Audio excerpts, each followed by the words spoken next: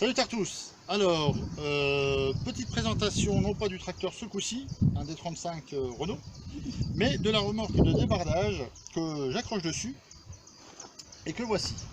Alors, cette remorque de débardage, à la base, c'est un pulvérisateur. Un pulvérisateur que j'ai récupéré chez mon voisin, agriculteur à la retraite, et je l'ai retrouvé dans un tas de ronces.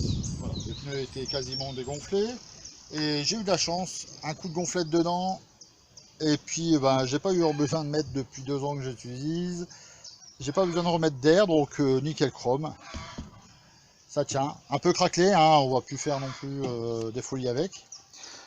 Le châssis, je l'ai poncé et repeint partiellement. Hein. J'ai rajouté des ranchers de part et d'autre que j'ai soudés sur le châssis. Hein. Et à l'avant, eh bien, vous voyez ici l'emplacement pour le compresseur. Hein, ou la pompe, je sais pas. Certainement une pompe plutôt pour un pulvérisateur, ça me paraît plus logique. Donc à mon avis l'emplacement de la pompe. Et ici le système d'attache que je mets sur la barre à trous. La barre à trous qui vient se loger ici. Et la goupille que je viens placer. Hein. Voilà. Donc le relevage, je le monte et je le descends. Et puis permet d'emmener la remorque ou de la déposer. Alors ici une béquille. Alors vous voyez, la remorque je la lève. La béquille qui se relève plutôt facilement, hein, qui me permet de dételer la remorque, de la charger, hein, et puis sans que le tracteur il soit attelé. Donc je le trouve assez sécure cette remorque parce que il y a une béquille à l'avant, hein, en sachant qu'elle pèse déjà plus sur l'avant. Vous voyez le train il est plutôt sur l'arrière. Et j'ai encore une autre béquille à l'arrière que j'utilise pas, du coup je ne l'ai pas dérouillé, mais on voit la sécurité ici et la béquille, hein, que je pourrais mettre aussi à l'arrière et qui me permettrait d'avoir une remorque stable aussi bien sur l'avant que sur l'arrière.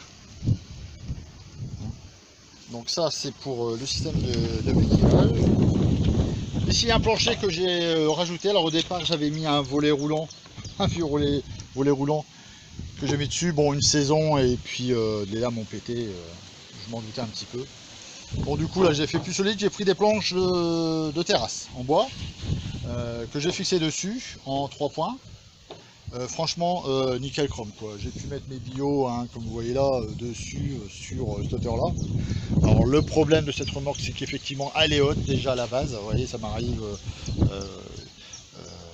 milieu de la poitrine.